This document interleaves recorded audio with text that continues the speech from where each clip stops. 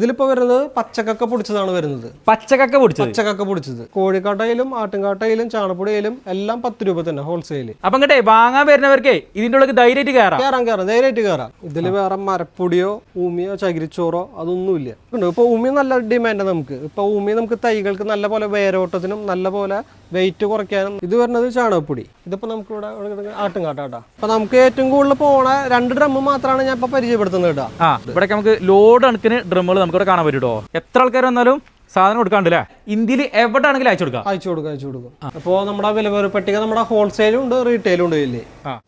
അപ്പം ഇന്ന് ഞാനുള്ളത് തൃശ്ശൂർ ജില്ലയിലാണ്. തൃശ്ശൂർ ജില്ലയിൽ മണ്ണുത്തിയിലാണ് ഇന്ന് ഞാൻ എത്തിയിട്ടുള്ളത്.